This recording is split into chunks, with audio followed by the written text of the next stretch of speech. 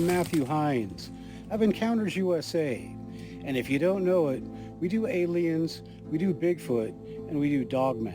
If you've seen Cascade Bigfoot Blood Mystery, then you know that in 2021, Igor Burtsev and I found a mysterious substance that resembled blood while we were camping in the eastern Cascades of Washington State. If you've seen Cascade Bigfoot Chihuahua Triangle, then you know that a year later, I returned to what I call the Chihuahua Triangle.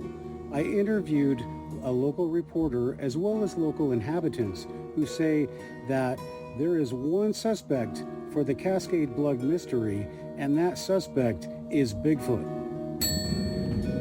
If you've seen Cascade Bigfoot Blood Mystery remote viewed, then you know that I asked Dr. Simeon Hein and his Opening Minds Institute remote viewers to take a look at the Cascade Bigfoot Blood Mystery and see if they could find any kind of explanation for how that blood showed up in the tent. I also asked professional psychic Tish Paquette, and the results were amazing. And finally, in Cascade Bigfoot Blood Mystery Blood Trails, we are going to use science to hopefully help us find the answers to the Cascade Bigfoot Blood Mystery. So welcome to Cascade Bigfoot Blood Mystery Blood Trails.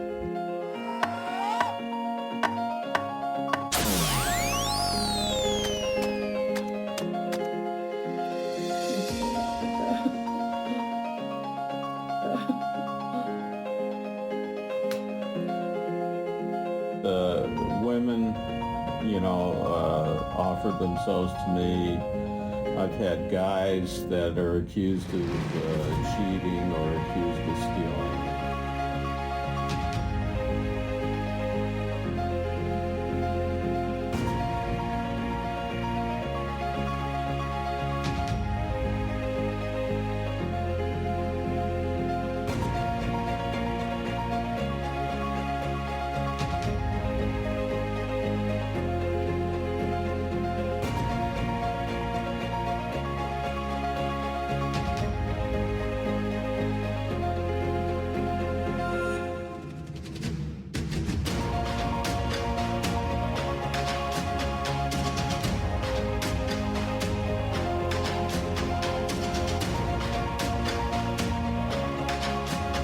First thing we need to do is we need to actually check out the DNA. I have talked to the University of California, Davis veterinary lab, and they are the top veterinary lab in the world, especially for what we're looking for.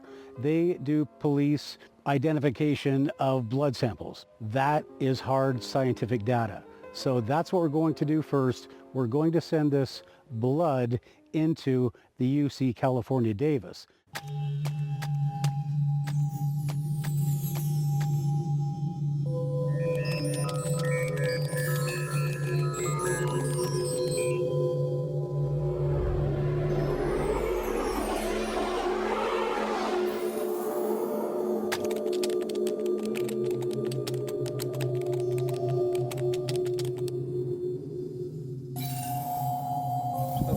So here's what. I have blood that we recovered under strange circumstance. We're testing it for I'm testing it for a documentary. They said they only do human-like DNA testing, and if I wanted animal-type DNA testing, it would have to come through you guys. So I need to have this tested, and I have no idea what kind of blood it is. I was camping with a guy. We were out doing a Bigfoot calling, and the last day we were there, we went to pack up the tent, and we were right by the tent the entire morning. There's no way anybody could have got into it. And then I was told by a DNA expert how to recover it with swabs. To get that blood tested. Those samples. Left it on some of it on the floor of the tent, have them tested. And DNA solutions will take at least a month and a half, maybe 2 months. And I'm trying to get this documentary finished. I'd really like you guys, because you guys do a veterinary test, and the best they could come up with is whether or not it's a mammal. So, given all that, can you tell me the process of submitting, who I would send it to and all that?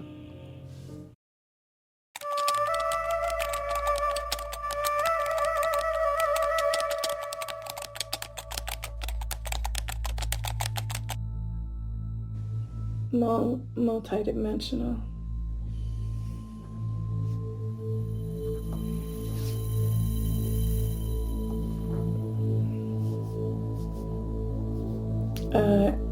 Out of the ordinary.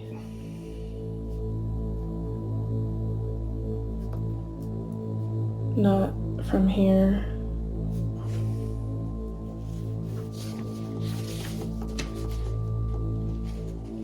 Just like a unusual frequency that you wouldn't normally encounter, just like an unusual situation.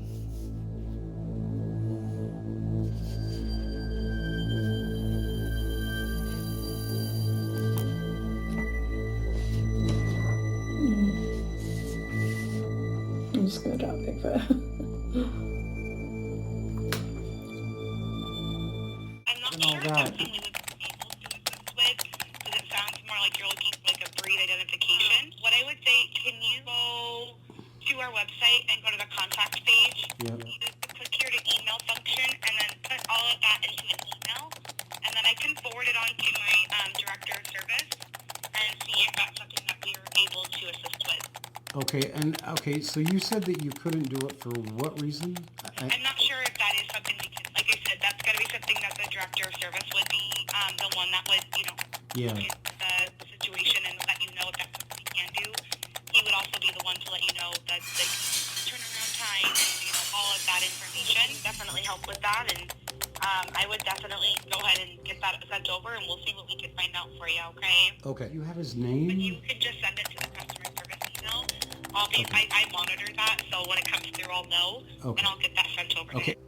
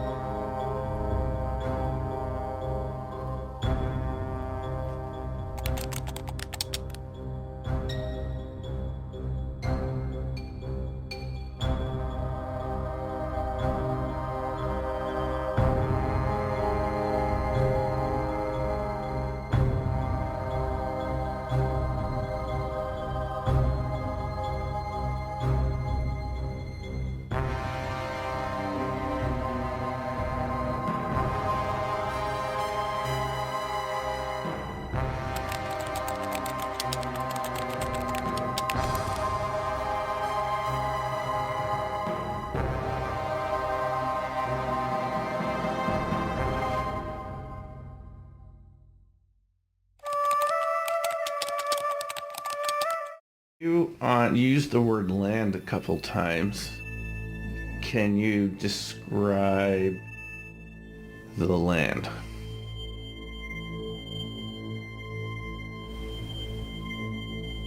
Okay, so, like trees, and then there's sort of a flat, sandy, and I think there's water. Like a riverbed.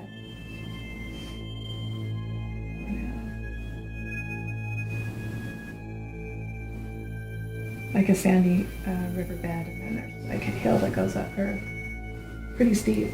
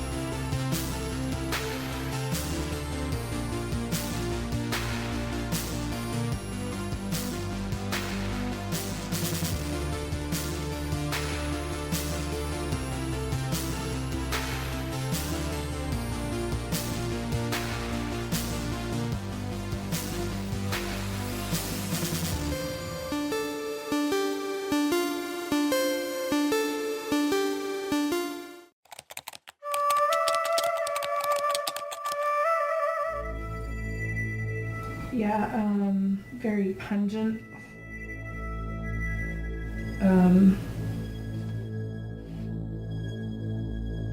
It's like a mildewy smell. Probably be people. Like when something gets wet.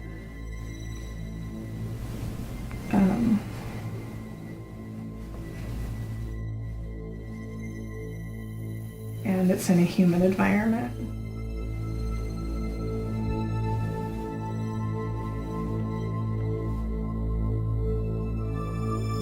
Although the temperature seems to be cool right now.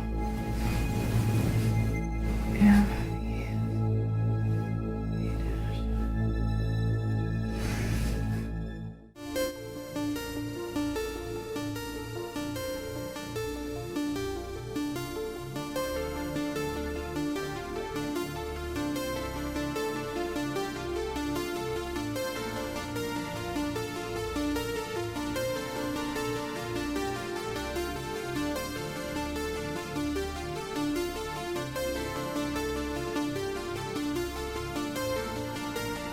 How's that?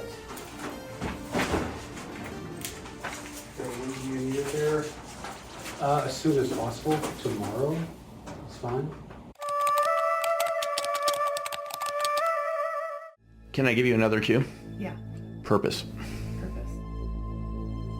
And purpose.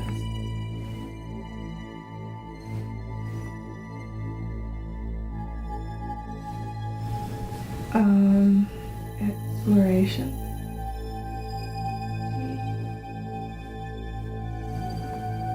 Contact.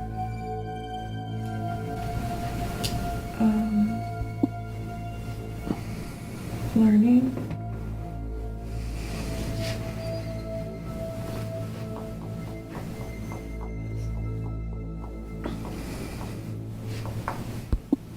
Knowledge.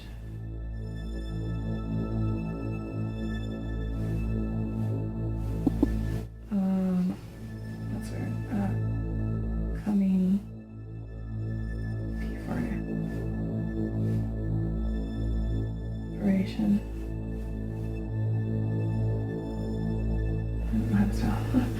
Preparations for coming events. So of course there's the issue of whether or not we're telling the truth, and how do you test for that? Well, that's easy. You take a polygraph test.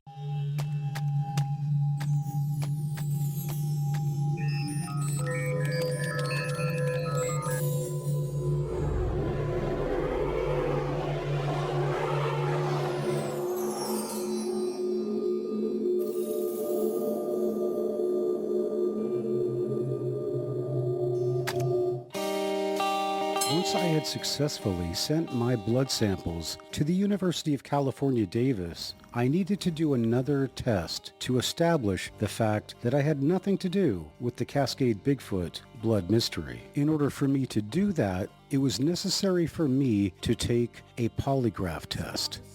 Of course, I was not going to need just any polygraph test. I was going to have to find someone with enough credibility that would establish I had nothing to do with that blood in the tent of June 23rd of 2021. In order for me to find somebody who met all of those criteria, it was going to be necessary for me to travel to Post Falls, Idaho and visit Mr. Ted Pulver. I was comforted to see that, like myself, Mr. Ted Pulver was an ex-paratrooper from the 82nd Airborne. He also had years of spy hunting and lie detection experience both in the military and in civilian fields. He's also well respected by police departments throughout the Pacific Northwest.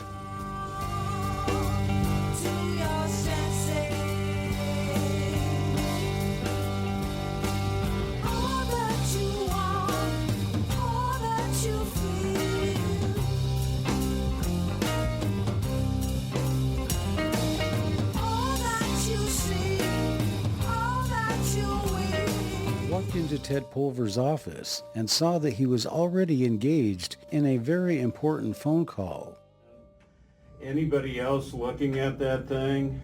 And it kept coming back deceptive. Yeah, I don't know what's going on there, man, but there's something going on. So, yeah, I wish I could tell you something else. Whatever you think works. All I could tell you is hell of a deceptive test. So, yeah. Normally, if I get close to non-deceptive, you know, I could grade with some leniency, and I could give you some suggestions, but man, I'll tell you, that thing came back hard DI.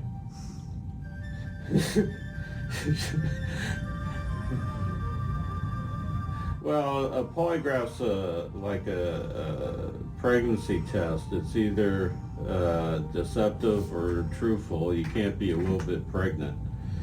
So, man, it came back hard on you. It was harsh. Once Ted got off the phone, he sat down with me for a few minutes and explained to me some of the ins and outs of lie detecting. Women, you know, offered themselves to me.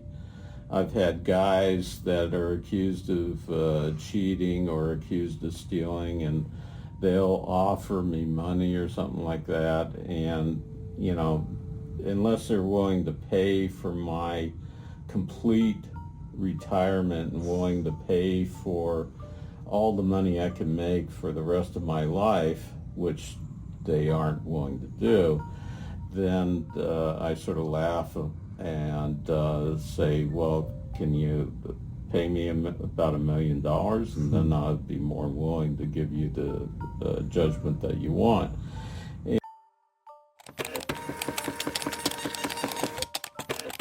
Before we actually got started, Ted Pulver was kind enough to explain to me how the polygraph system works and what it measures. Okay, let me educate you about polygraph, because polygraph is not about anxiety.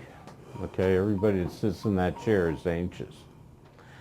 It's not about nervousness. It's about repression.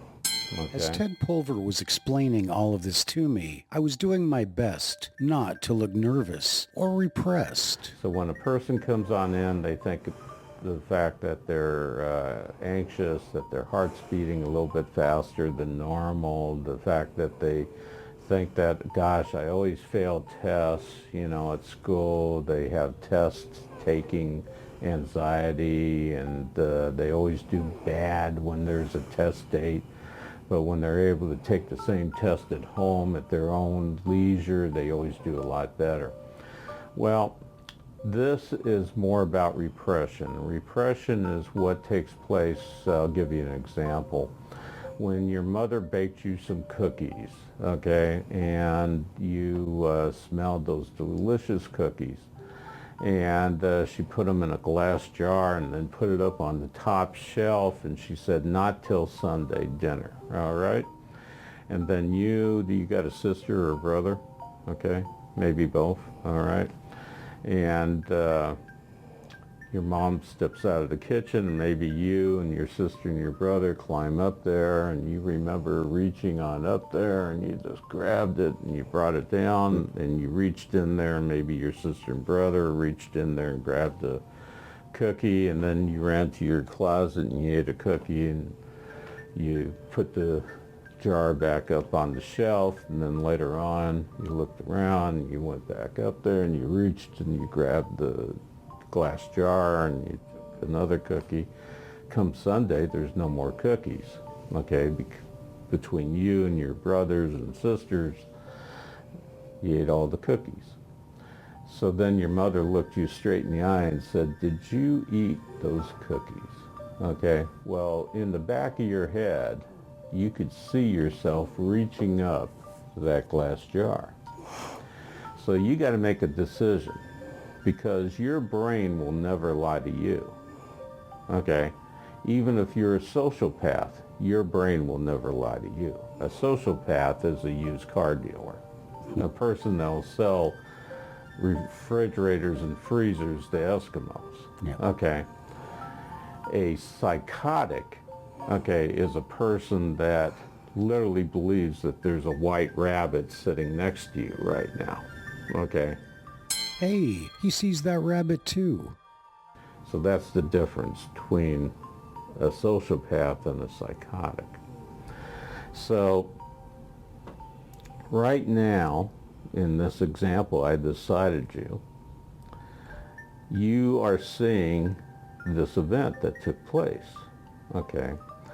And you're making a decision. Am I going to tell Mom that I took that jar down and I ate some of those cookies, knowing full well Mom's probably going to slap my hand and maybe not let me eat some cookies for a while? Or am I going to try to fake it and say, Mom, I didn't eat any of those cookies? Okay. It didn't take me long to figure out somehow my mom had snuck in that cookie question after I told her I was going to take a lie detector test. And maybe she won't punish me. Maybe she'll blame my brothers and sisters, okay? I know darn well I'm going to keep thinking about the fact that I did eat those cookies. Because based on my experience, whenever I lie, my brain keeps showing me the picture of me reaching up, taking those cookies. So when that happens, that's called repression. And in a polygraph test, I play the role of your mother asking you that question, okay? Did you rob the bank? Did you steal the money? Did you Wait a minute, what exactly had my mom told this guy anyway? steal the cookies? Okay. Or did you start the fire? Did you, whatever the topic of the polygraph test is. And if you're the one that started the fire, you're going to have a clear memory of lighting the match or pouring the gasoline, okay? You'll know the details that only the person that started the fire has, okay? So that is how the polygraph works. It's important everybody I polygraph understands how polygraph works, okay? Because a lot of people have an unnecessary fear of how the polygraph works. Fear? Does this look like fear?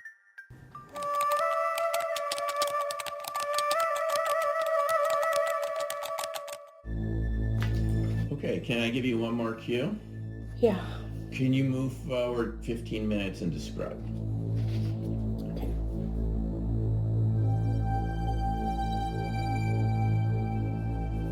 I hear a loud sound.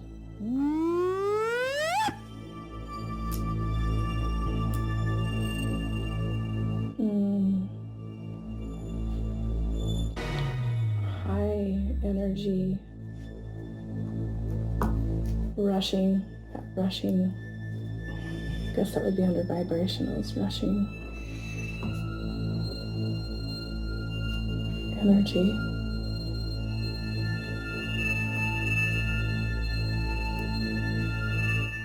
Forward movement. Because knowing how the polygraph works also reinforces, if they're going to lie, how they're going to get caught too. So it has a double benefit. It reinforces, if you're going to tell the truth, that we're going to show your honesty, and it reinforces, if you're going to lie, that we're going to catch you on the repression. So After a lifetime of lies and repression, I was hoping Ted Pulver was just going to stick to the Bigfoot questions. now, what we're going to do is we're going to ask you questions, and we're going to go over what you want to be asked questions about, okay? So now we're going to get to the point where we're going to develop the relevant questions that we're going to be asking.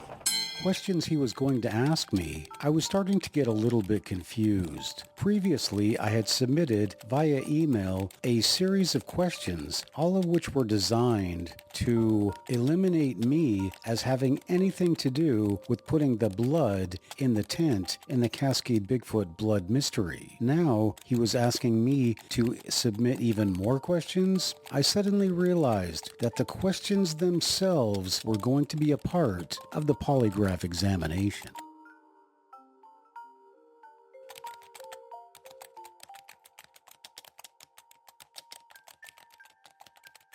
So let's talk about that.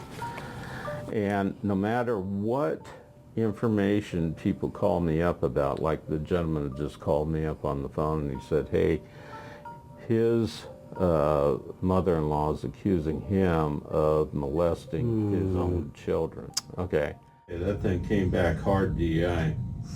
So, and he's denying it, of course, so he wants to take a polygraph test before it becomes, you know, police and all that contacting him. He wants to nip it in the bud, and which is fine. Or maybe I'll find out that he is, God forbid, doing that. They came back hard on you. It was harsh. In your case, what we're going to do is find out whether or not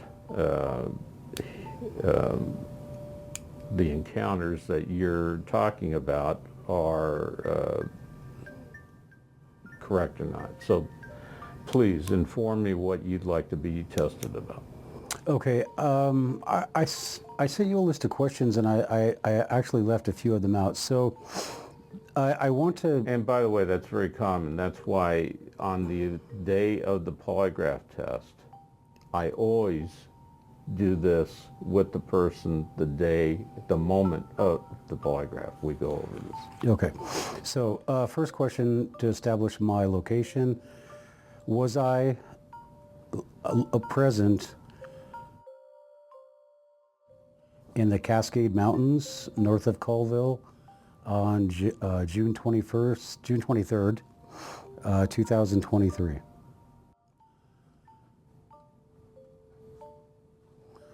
June 21st, 2023. That's relatively recent. Oh no, Ted Pulver probably thinks I'm lying. This is not starting off well. I'm sorry. I mean, That's next in the future. I'm sorry, I'm still asleep. 2021. For the next 20 minutes, Ted Pulver and I went over the questions I had submitted, and I submitted new questions that were designed to reinforce and to eliminate any possibility that I could have something to do with the Cascade Bigfoot Blood Mystery. As we went along, I began to realize more and more that the questions themselves were becoming a large part of the polygraph examination, and the more we ventured into it, the less I knew what was actually going on.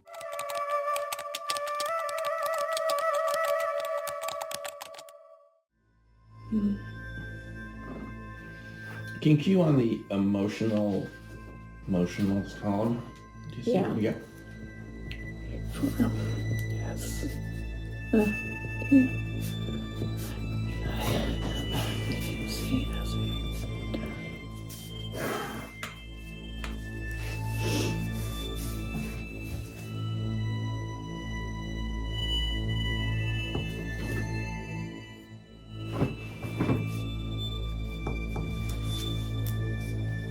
High motion fright.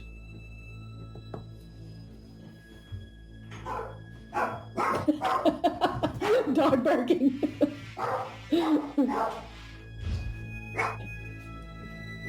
A big emotion, and kind of like there's two emotions. Okay. Two emotions. Can you describe?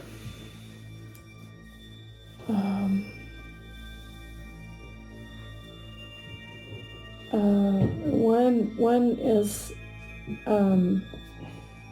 humorous. One is like shocking.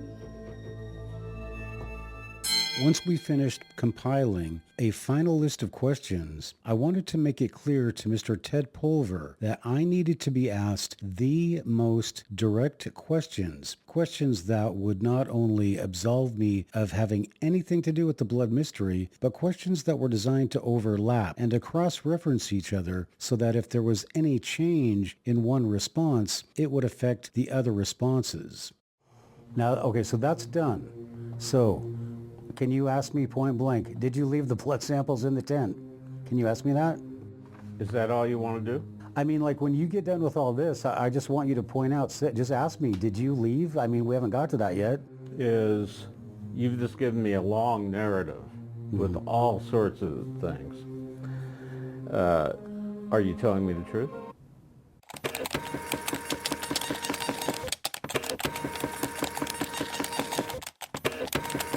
I'm going to ask you a bunch of questions that are going to be comparison questions and such for me to be able to gauge whether you're telling me the truth on the relevant questions. But I'm going to ask you a couple of questions now, and then I'll test you and make a decision on whether this long narrative that I wrote down, whether you're telling me the truth on this. All right? Okay, and Ted, just so that's the first movie. That's everything in it. So anybody that watches the movie, they can say he's lying about that. He's lying about that. So am I? Let's see. Yeah. Well, that's what I assume that's what you're here to find out. Right. Okay. So now I'm going to get to work. Okay. All right? So, did you lie to me about the events of June 23, 2021? Yes or no? So far, the test had been nothing that I had expected or anything that I'd ever seen on TV or in the movies. I wasn't hooked up to any apparatus. There were no needles popping across a graph.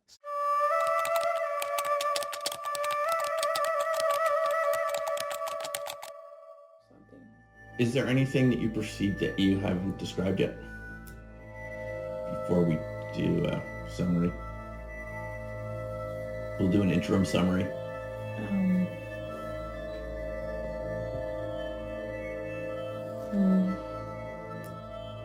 Just getting that big being again. Okay. Being plan. Just go ahead and write it down. Okay. A big consciousness.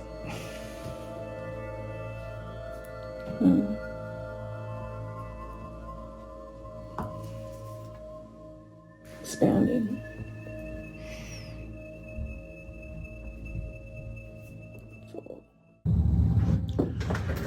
Okay, let's go over the questions that the computer and I have worked out. Are you here to tell me the truth? Yes. Okay, on the polygraph test, you're only going to answer yes or no. Regarding if you told me the full truth about if you've been truthful in telling me the events about June 23rd, 2021, do you intend to tell me the full truth? Yes. Are you completely convinced that I will only ask you questions that we're reviewing right now? Yes. Have you lied to someone who's trusted you in the past? Yes. Okay. Did you lie to me about your investigation about the events of June 23rd, 2021? No. Before the age of 50, did you ever lie about something big, so serious that it harmed someone? No. Did you lie to me about your investigation about June 23rd, 2021? No. Before this year, did you ever lie to your employer for a financial gain? Had I ever lied to my employers? What did this have to do with Bigfoot? I guess I was thankful I'd never taken up the fine art of embezzlement. No. From From my vantage point in the chair, I could not see what Ted Pulver was doing, but suddenly I heard him hitting buttons. Hey, what was he doing that for? Was he recording that? What was wrong with my answer? What happened to Bigfoot? What was going on here, and why was I being asked about a possible criminal past that I just didn't have? Is there something else that you're afraid I'm going to ask you a question about, even though I told you I would not? By that time, there was plenty I didn't want to be asked about, but I figured as long as he didn't ask me anything dirty, I'd probably be okay. No. Okay. Okay, so basically, I'm going to attach components. There's going to be components that are going to go around your bicep, around your chest, and around your fingertips. Nothing goes inside you. Nothing goes inside me? Well, if I knew there was any kind of question about something going inside of me, I certainly wouldn't be here. It's important that during the test you don't move, and you just answer the questions yes or no. And you just, when the pressure's around your arm, you just pretend like you're a statue. Okay? When the pressure's off your arm, then you can move around all you want. Okay? So what years were you in? 82 to 86. Okay.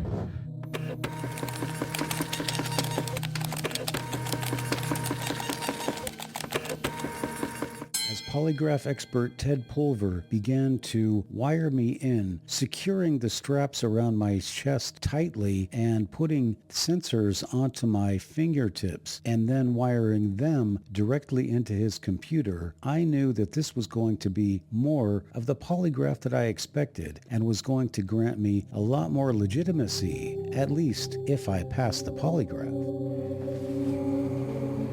Okay, I'm going to increase the pressure around your arm. And then when you feel that pressure, then you just pretend like you're a statue. Then I'm going to ask you a stupid question about the lighting. Make certain that the instrumentation's working well since you're the first test of the day. Calibration check. By the way, each chart takes about 5 minutes, and then I'll give you a break. Yeah, I heard that they shut down Jungle Warfare School. Okay, first question's coming up, and I'm going to have you answer yes to the following question. Are the lights on? Yes. I'm going to have you answer no to the same question. Are the lights on? No. Okay, everything seems to be working good, so we're going to get on with the test. First question's coming on in about 10 seconds. Are you here to tell me the truth today? Yes. Regarding if you told me the full truth about if you've been truthful in telling me about the events of June 23rd, 2021, do you intend to tell me the full and complete truth? Yes.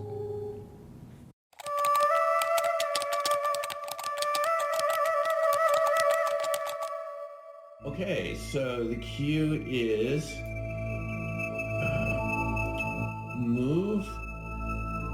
move to the target event and describe it.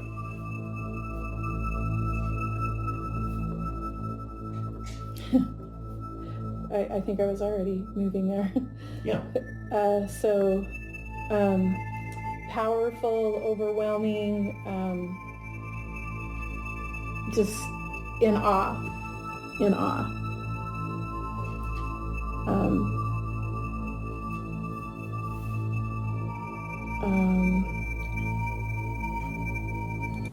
Are you completely convinced I'm only going to ask you questions we talked about in advance? Yes. Have you lied to people who've trusted you in the past? Yes. Did you lie to me about your investigation about the events of June 23rd, 2021? No. Before the age of 50, did you ever lie about something so serious it harmed someone? No. Did you lie to me about your investigation on June 23rd, 2021? No. Before this year, did you ever lie to your employer for financial gain of any sort? No. Okay. Okay, relax for a minute. Next chart we're going to do, it's going to be in a slightly different order.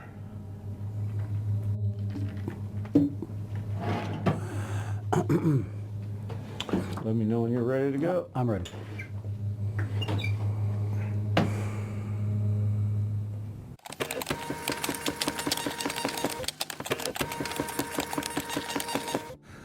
Well, okay, we've done the test, Ted, and before we even look at the results, I need to ask you a couple questions. The first thing is, you used the example of a psychotic when we started off, that there could be a little bunny rabbit sitting next to me. If I believe that, then I'm going to get a negative.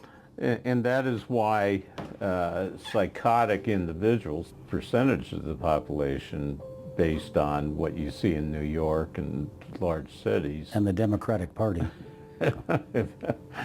Unfortunately. So what we have here is the upper graph shows respiration. The middle graph shows the galvanic skin response, which is basically your brain activity. And we measure it through the electronic stimuli to your sweat glands. And then we have your cardiovascular activity, which measures your increase in blood pressure as well as your blood rate. What we've got here, the conclusion in your reports. Well, before we get to that,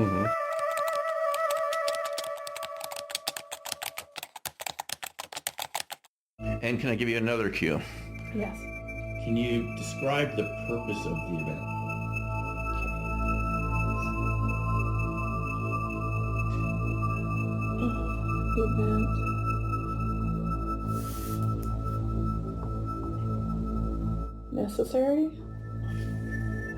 Necessary for growth, evolution.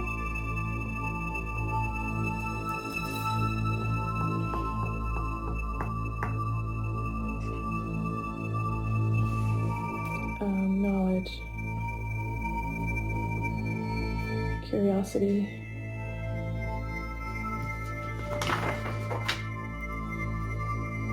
movement forward.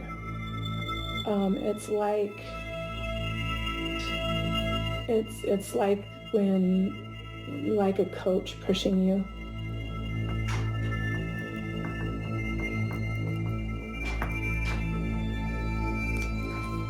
Like when your coach pushes you, like you think you're at your limit, but he pushes you even further, or she pushes you even further. That's the subconscious association. Interaction necessary.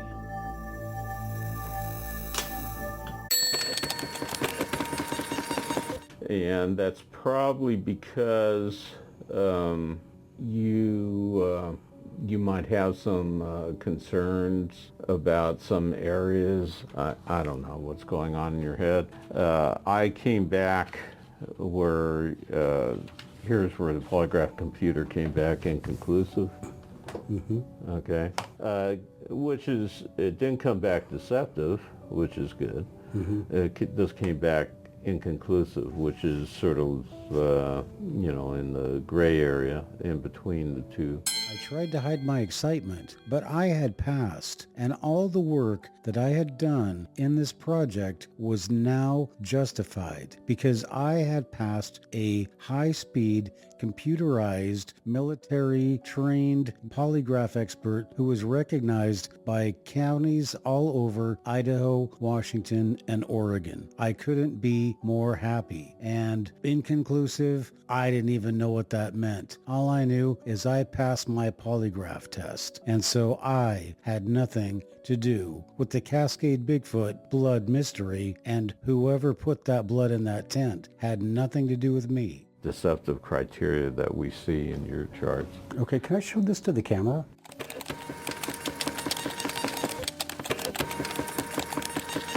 Knowing the results of the polygraph, naturally I was relieved But I still would not have been surprised had the results of the polygraph come back as what Mr. Ted Pulver describes as deceptive. And the reason for this is because if my subconscious had registered something that my conscious didn't, then wouldn't that show up in my physiological response? I don't know. I was going to have to talk to a hypnotist, and that was going to be the next stop on the Cascade Bigfoot Blood Mystery blood trail. So this is That's the this is polygraph deceptive. computer. This is deceptive, No, right? that's inconclusive. I know, but what's the red? Deceptive. Okay, but I'm very close to deceptive. No? Close. You're inconclusive is your score. Okay, so Close don't cut it. if I'm being charged with a crime, what are you going to tell the court? That according to the computer, you're inconclusive, which means nothing. It means that it was not able to come up with a score for you. Okay.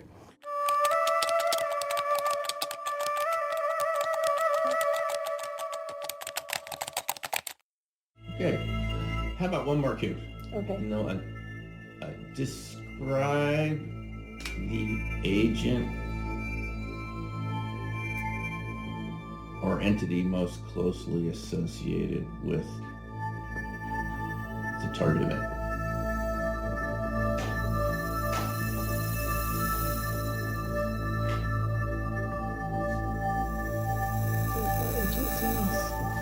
Oh, no, just agent. Agent. Okay. You could use the word life instead of agent if you want. Very generally. I mean, it's going to Bigfoot. Or Yep, just write down whatever you're getting and multi-dimensional beings. Or other dimensional. okay, thanks. Anything else? No, I just want to be there. Elizabeth Hyde. Okay, I just want to be. want to be there.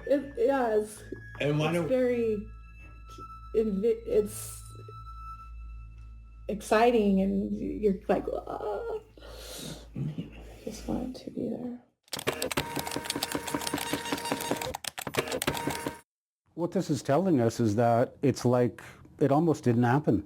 Well, no, what it's saying is that it wasn't able to form an opinion because you seemed confused, according to the computer. But according to my scoring, okay,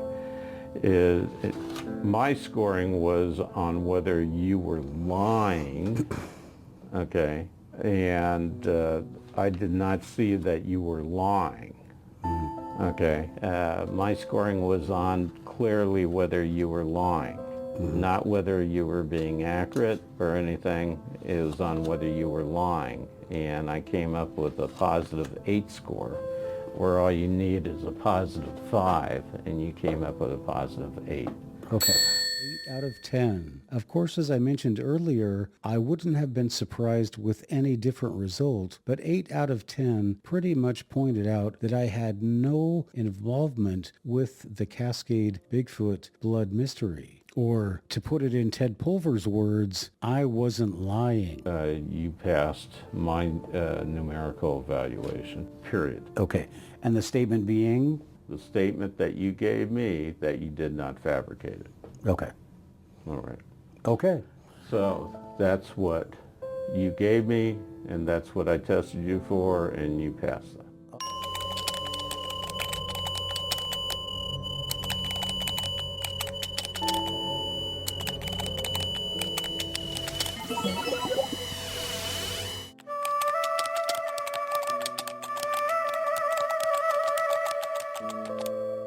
Okay, so you're saying, what was the last you had? So I got something male and intelligent. Yeah. And then something orb-like, the number 4. I don't know what that was. Vibrating, and then a very anxious feeling, almost like the vibration was coming from the chest area. And then from that, it was weird because it turned into an open, loving feeling. And then there was something coming from above, almost like a flow of energy from above, and a V shape. And then this flow from above was like a downward funneling of energy, and I kind of drew that in the phase 3 picture. I was glad to have been passed on Ted Pulver's polygraph. That was a lot of pressure. I didn't understand what inconclusive meant, but he said I wasn't being deceptive, and that was enough for me. So where do we go from there?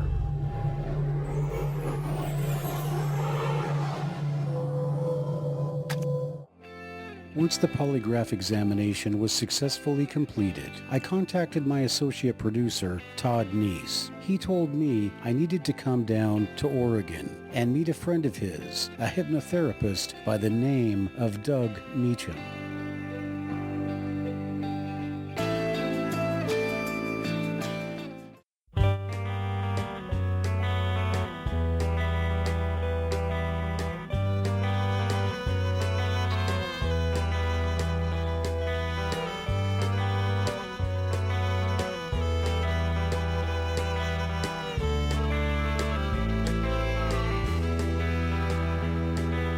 Many man dies with secrets.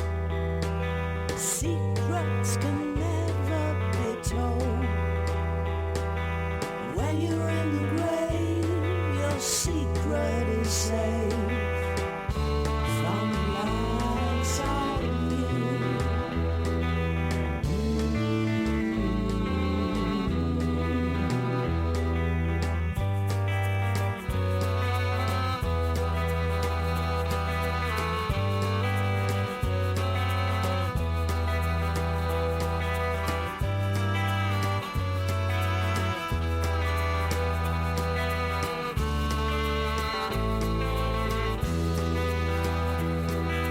Maybe he's a child of mercy. Maybe he's a child of sin. But he's someone's child, so spare a thought. Spare a thought for him.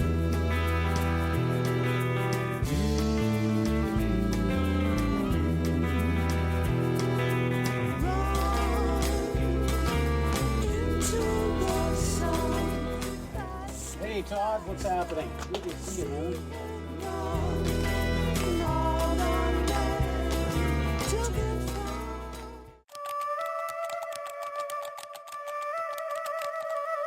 Came through, and then I had another impression that there was this big bright orb that was sort of coming down like a mountain and maybe into this V, just coming down into there.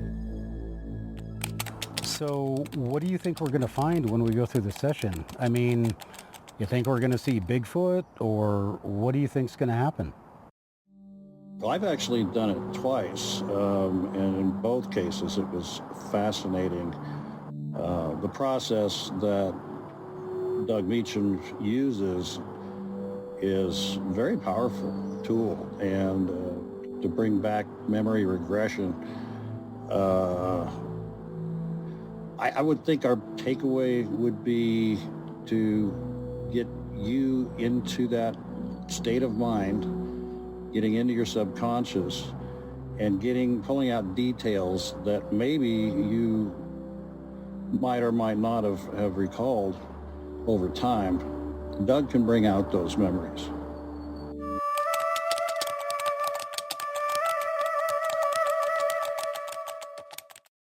I got sort of this old building with a basement that was musty. I think that was where the musty smell came in.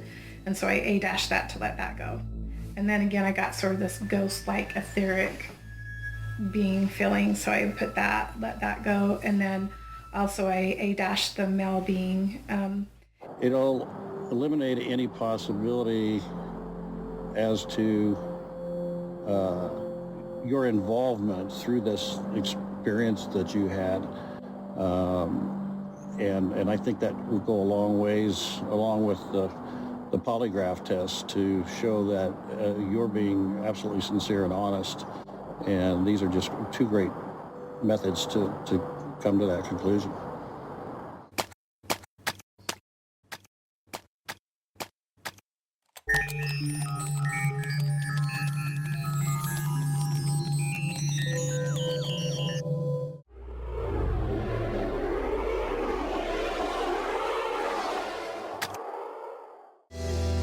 Sister, she knew nothing.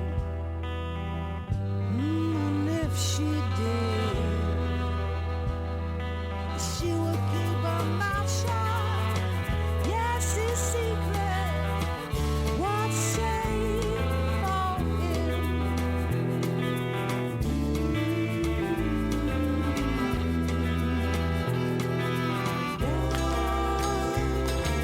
Into the sun, faster, faster. See him run, Lord of man. Oh, man.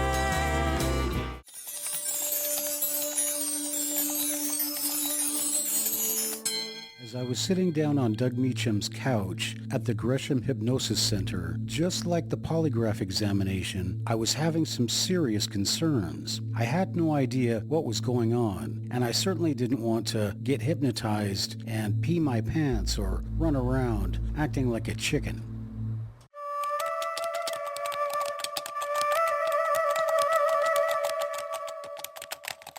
I got the light blue color again, white. I got sort of a moving, circling motion, and then it sort of made me feel a little bit nauseous. And then it was like there was something that was turning slow, like a merry-go-round, but it was very slow. And then I got an impression of a being again, or beings. I got a cool and bright sensation in the lower right hand part of the target, and then again I got this energy from above coming down. And then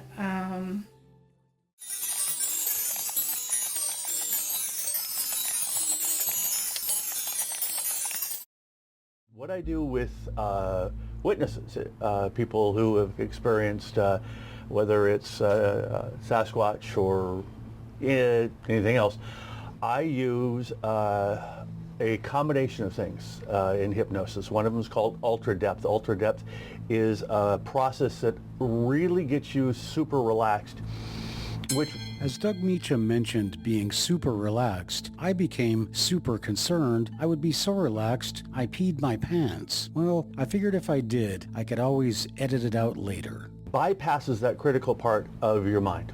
Yeah, because that's the one that's going to get in the way. It's also the part that confabulates. It says, oh, hey, this sounds like a great idea. Let's say that.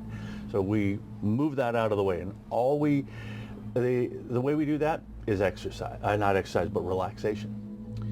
The other part of the process is something called a cognitive interview. And the cognitive interview is a structure that was actually developed in Stanford. The Los Angeles Police Department uses it. It's a structure of interview that allows us to go from before what happened and move through it. And then we can rewind it. We can drop you in the middle and have you go either way. Because if we can get continuity in all those directions, then we know that the memories are accurate. As I listened to Douglas Meacham talking, it began to sound more like a polygraph test than a hypnotherapy session. But in the end, I was happy to have something else that would verify what took place during the events of the Cascade Blood Mystery. So I was willing to undergo the hypnotherapy session and see if there was anything that was registered in my subconscious that did not register in my conscious.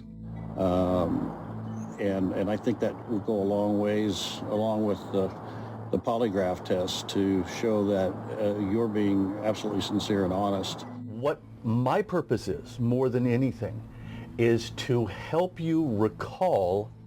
It's not a lie detector. Aha, there it was. Lie detector. Even though he said it wasn't a lie detector, It's not a lie detector. it was still a way of detecting lies. It was a way for my associate producer Todd Neese and hypnotherapist Doug Meacham to find out if my story had any credibility whatsoever. It's not going to prove anything other than we are able to get more information. And I will let you know that most of the people I work with are like, wow, I did not remember that. That's something that just came up. And then we validate it. You're being absolutely sincere and honest. That's how I do this. It's a really simple process. Your concerns I will address as well. One, no matter what you're doing, you're in control. No matter where we're at, no matter what I'm saying, you are in control. If you want to open your eyes and say, Doug, we are done, we are done. I can't keep you in hypnosis. Hypnosis, for this purpose, is like daydreaming on purpose. You're relaxed, you're lost in thought, you might lose a sense of time, you may not remember what someone said when they were talking to you. You might need to have a couple of, hey, Matt, before you come back. But just like in a daydream, you're going to come back if you need to come back. I couldn't see any reason for Doug to have to bring me back, unless, of course, I peed my pants.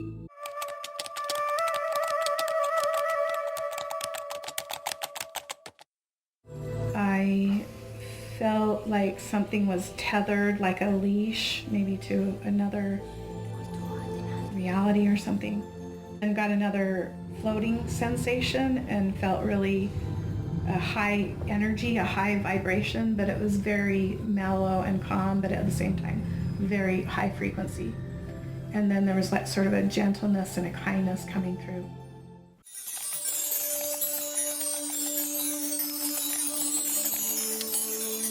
So when this session is done, what are the possible outcomes that you foresee? The outcome is that you remember more. Okay. And we do it accurately. Okay. And so you were trying to bring out what I saw, not in my conscious, but what was registered in my subconscious. Is that correct? Right, exactly. Because this is what happens.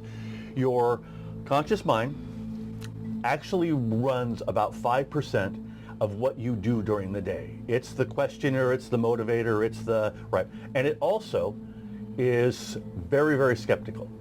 The subconscious mind is the part that runs about 95% of your perceptions and your behaviors.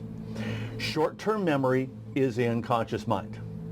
Long-term memory gets transferred to your subconscious mind.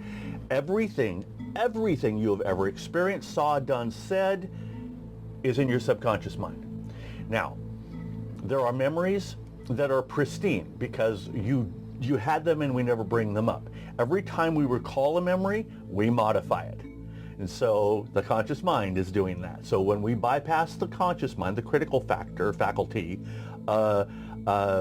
then we are able to speak directly to that part of your brain that stores the memories. And that's just going to be, okay, I'm going to take you back to the date and we're going to start here. Tell me what's happening. And those memories will bubble up so you can get the best results. Okay. I'm ready to go. All right, fantastic. All right. Let's be real. It's not like I have any choice. It's too late to back out now. Just imagine what it would be like. Be breathing through your heart, okay?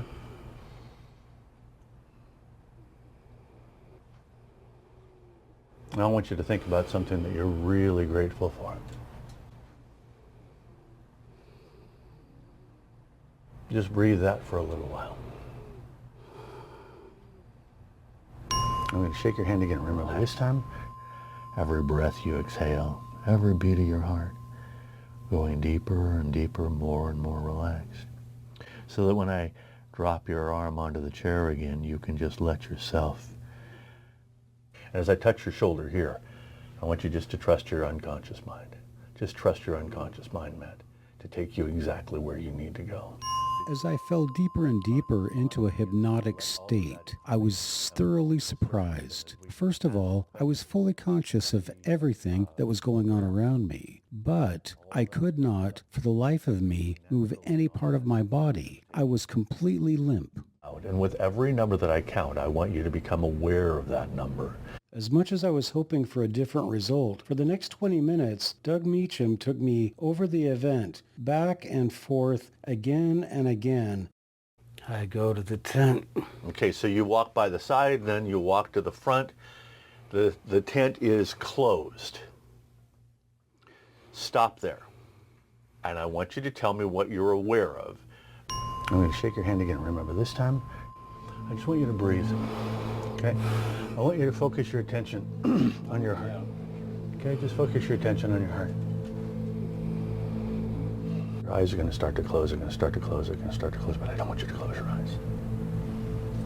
You just notice it closing, closing, closing, closing, closing, closing, but not closing. But in spite of all of his best efforts, nothing changed in the recollection, at least from my subconscious. Not closing at all. All right. And just watch here. All right. All right. Say. What did this mean? Well, it meant that the story that I gave had not changed any, but it also meant that there was nothing unusual in what happened, at least until...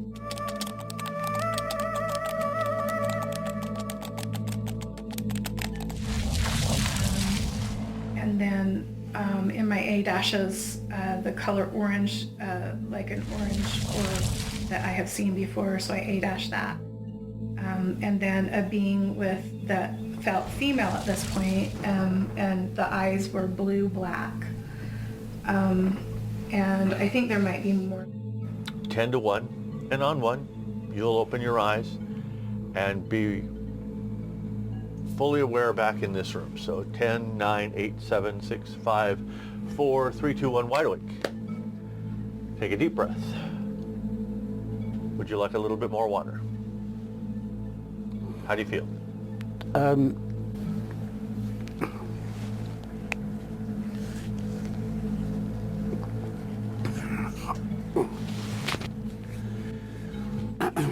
I'm fine. When you were asking me, Yes. to look, I think there's something there, but I don't see it. Igor, did you put this blood in the tent? What does Igor say? How would I put the blood in the tent? It's on your side. I didn't put the blood in the tent. How would I put that blood in the tent? I don't know. I have to clean it up, though. I'll clean it up. And what happens next? I want you to, again, from the perspective of making breakfast, I want you to allow your perception to widen, and I want you to become aware of your campsite. I want you to become aware of your campsite, almost as though, let's imagine that you're a drone, and you're up, and you can see from above down below. And just very slowly, pan through, and tell me what you see. I don't know what it is. There's nothing there. Okay. But I think there's something there. I think it's brown. And I don't see it. But I don't see it. I don't know it. It's not there. Why do you think it's brown? Because it's brown. Because it's brown. So you're aware of something brown? I'm not aware of it. Okay. All right. So why do you think that it's there, and why do you think that it's brown?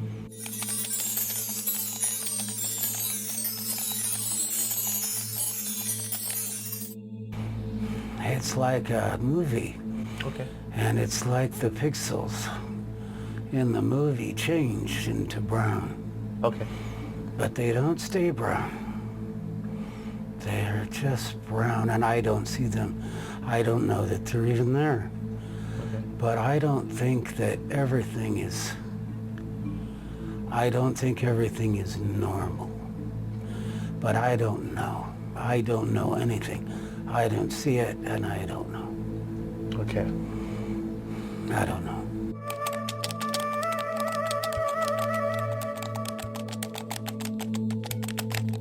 What did you get for origin? Origin, well, Of the oily. I kind of got, I got that it came from the being. Okay.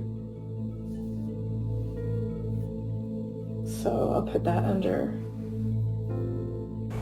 I just want to go home. There you go. All right. Can you do me a favor? Hold out your hand like this. Good. Now hold out your other hand. Just let it go. All right. Rest your head back. And put your hands down.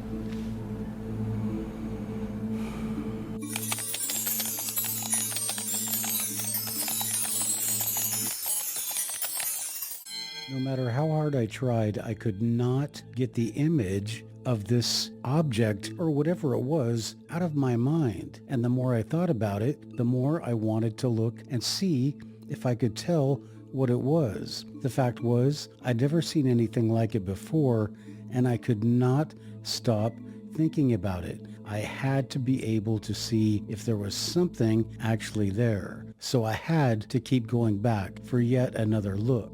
And when you're ready to come back fully and completely, There's something there. All right. And I don't want to say there's something there, but it's like, Well, describe. It's just a pixelation. It's brown. All right. It's not a form. All right. It's a pixelation. It's a bunch of squares. So you know that something's there. You have that feeling. What's the feeling like? There's something there, but yeah. There's just something there, and I don't know if it's there. Okay. I don't know if I'm just making it up. But there's something brown. And it's very bright. And this is brown, and I'm looking at it like a TV. And so in that spot, and it's on the side of the tent. It's by the table. It's by Igor. And it's not a form. It's brownish red, maybe. How does that make you feel? I just don't know. Okay. All right. So you see, you're aware of this form, but you're not sure that it's there or if it is there. It's as though you're looking at it like you're watching TV, and it's pixelated, but you perceive something is there. And how does that feel to you? What are you thinking right now? I didn't see it when I was there. All right. I only see it now. So, and it's not like I see it. It's like I just see a brown patch. Okay. A brown patch. And you say that it is by Igor. It's by the table. It's just there. Okay. And where else do you notice it? It's just there. It didn't move. It didn't go anywhere. Right now, it's just I'm looking at it, as you said, to look above. And from above, there's something brown that doesn't match anything else. Okay. And I think that doesn't fit. It doesn't go with the environment. And how does that feel to you? What's that mean? I don't know what it is.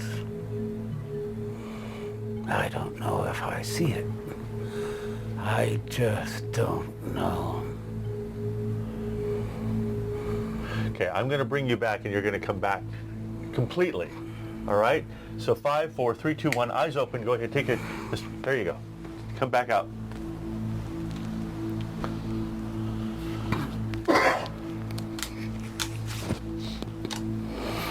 Have some water?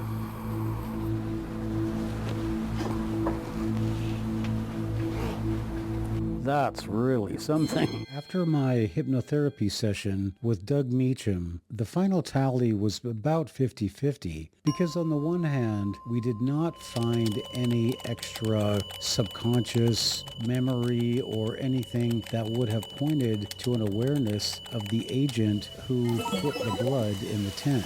On the other hand, it was pretty much consensual between Todd Neese and Doug Meacham that my story was definitely authentic and that all of the details did not change over the course of the different methods of memory recall.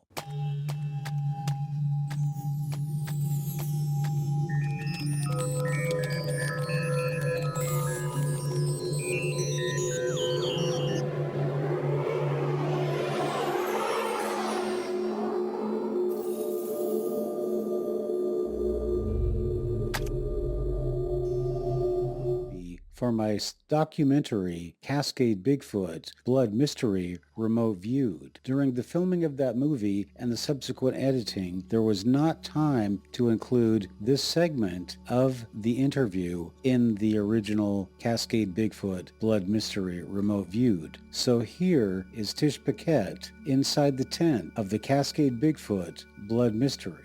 All right, so I'll just show you this very quickly. This is pretty much how it was, and right where you're standing, pretty much right in front of you, that was where the blood was. So, Were you guys sleeping parallel like this? We were. Because that's what I see.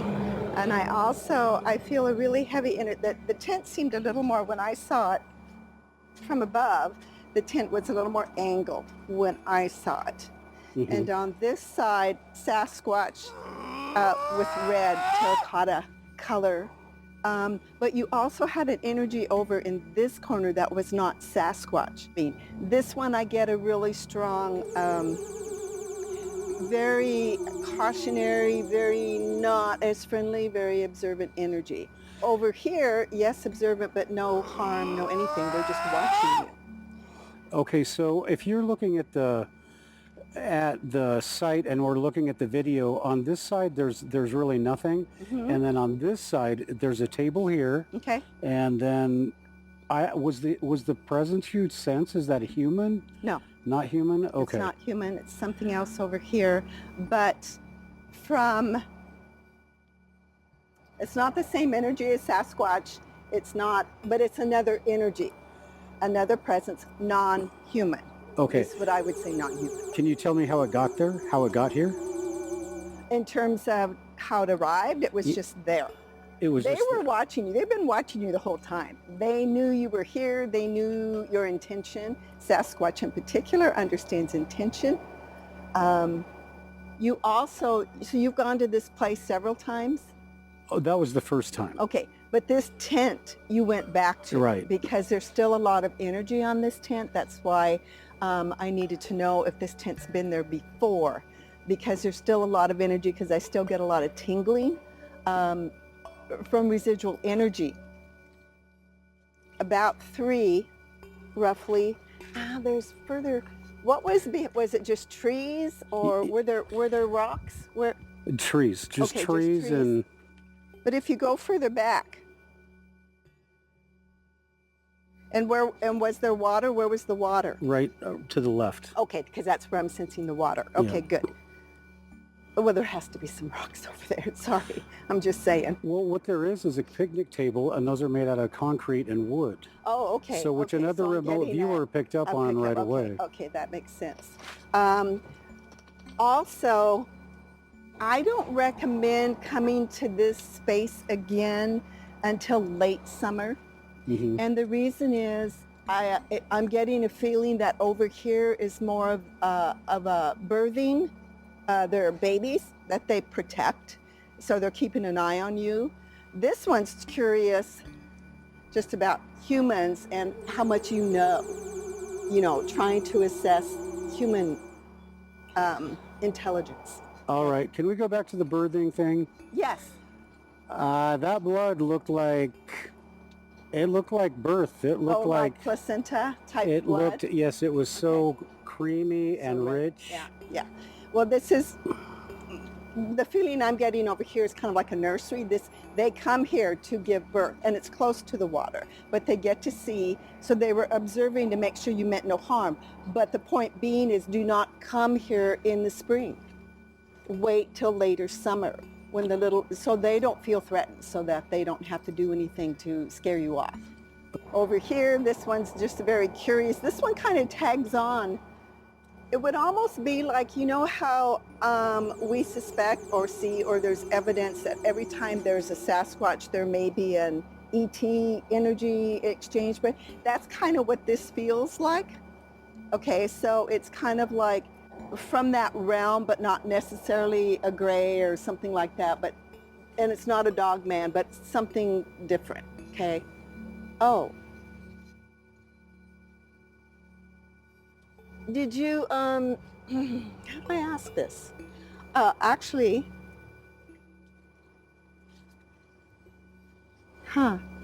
did you notice anything in the sky that night or any? Absolutely. Okay, because this looks like a Nordic. Do you know what that is? Yeah. Okay, because this now has morphed into a really tall, thin. I've seen this before on some other person's property. So it was just a glimpse kind of showing me that, and then retreated back. But this is protecting their young. And they kind of laugh at us. They laugh at humans. We are comical to them. They're very, they are very, I don't want to necessarily say primal, because they're highly intelligent and they know a whole lot more than we do. We're the primal ones. Yeah, but think of what he's thinking about me. I mean, that blood was in the tent and I threw it away. Oh. So they must think I'm a complete fool. Oh, no. But can we just, on the remote viewing, Yes. they talk about purpose and intent. Mm-hmm. Can you get anything that talks about purpose and intent for why they did that or would do that? Well, I can. I'm not sure it's something you want to hear. They're like, oh, here's another one. Here's another one trying to prove us. Here's another one trying to get more evidence than anyone else has gotten. And that wasn't the point. The point is, and you mentioned the blood, and it's not about the blood. It's about your journey and where it's going to take you. But it's more of a personal journey.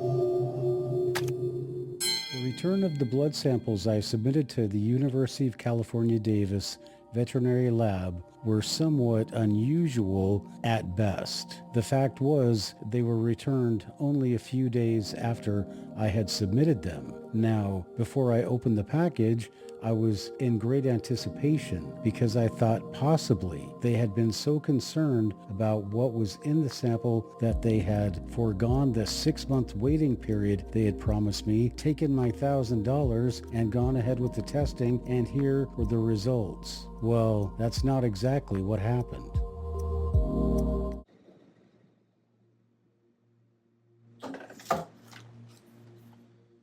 Four days ago, I went ahead and I mailed this. This is the blood sample that was taken on June 23rd of 2021. I mailed this just 4 days ago with the specific instructions that this was going to take at least 4, possibly 6 months. So I was going to wait 4 to 6 months and release my first movie about the subject, which is Cascade Bigfoot Blood Mystery Remote Viewed. But now that I have these results back so fast, of course, we have to speculate because the envelope actually has not been opened yet. I was going to open it yesterday, and I said, wait a minute, I need to actually record me opening the envelope. So here it is. This is the return package from the University of California, Davis. And I am now opening the envelope. And as I open the envelope, I just want to tell you that there are just a few possibilities. Obviously, they have not tested the sample because they have not taken any money from my account. So they sent it back without testing it, and we are going to find out why. So here is the letter that they have sent to me, and I will read it to you. Hello, Mr. Hindsight. I guess that they think my last name is Hindsight. I was forwarded your correspondence with Ms. Kuhn based on the content therein. The veterinary lab will not be able to provide testing services as the questions you are asking cannot be answered by the tests we perform. Good luck moving forward. Robert A. Gran, PhD, Associate Director of Service, Forensic and Test Development. So basically what this is saying is that they found out that, we were looking for Bigfoot blood and we're not going to test your sample. There's no reason why. And so that's another thing that we have to find out. Now, obviously, they're not going to test it because they found out, you're talking about Bigfoot blood. Because in my correspondence, I specifically said that they would find, if it was in the odd possibility that it was Bigfoot blood, they would find that it was female mitochondrial DNA and unknown male, which was what Melba Ketchum found. So there you have it. Here is my response from the UC Davis Veterinary Lab, the #1 lab in the United States. Now, naturally, I was a little bit disappointed when I got the results of the DNA testing from the University of California, Davis. I thought they were actually going to go through with the results. But on the brighter side, at least they didn't charge me $1,000 and then do nothing. So they sent me the test back, and as you can see, the reason they sent the test back was because I alluded to the fact that it might be Bigfoot DNA they were looking at.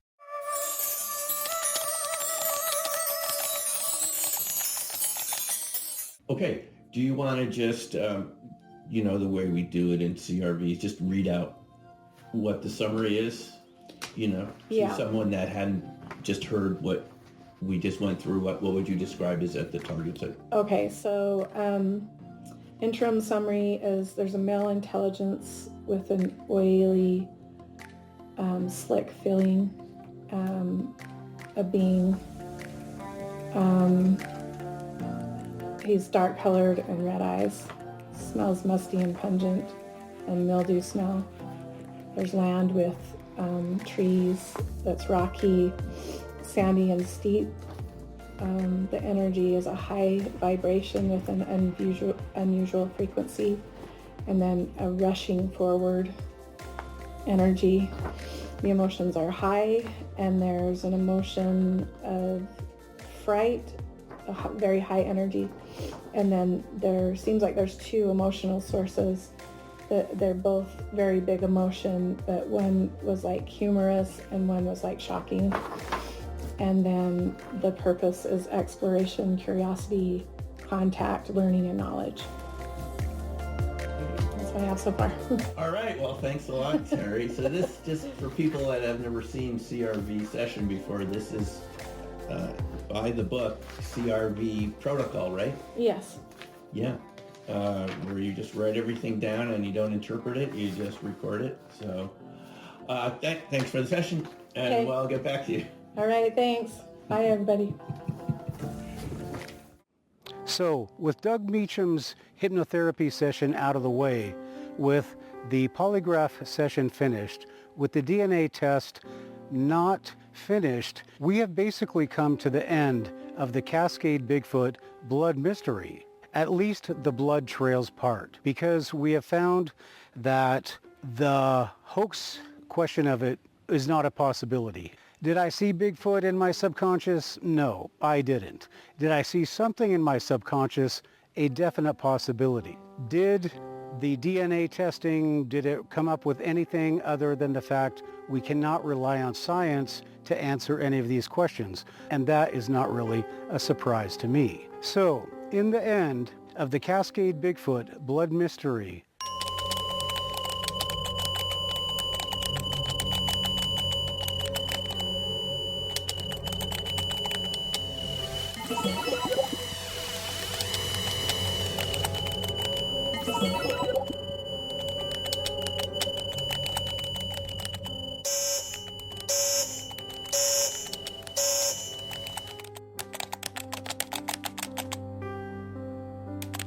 It's this right here. I'm getting this. Describe this.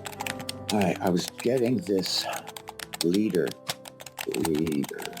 getting 4 years, segments of education, segments of leader, of a good man. Admire the central figure. Yes, sir. He's got skill. He's got some skill. Skill with tools also. From that realm, but not necessarily a gray or something like that, and it's not a dog man, but something different, okay? Oh. Did you, how do I ask this? Actually,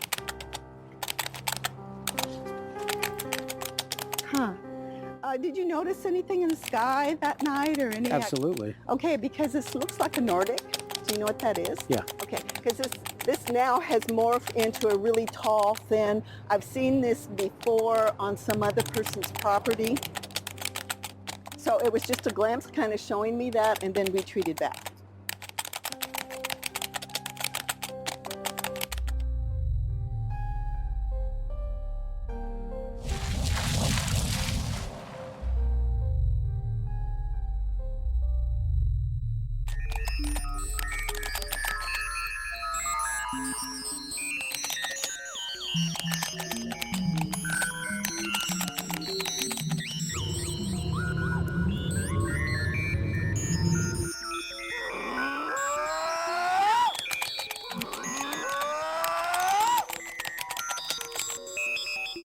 Investigate this, think about it, and then come up with your own conclusion. And remember, at Encounters USA, what we always say, and that is always watch your back.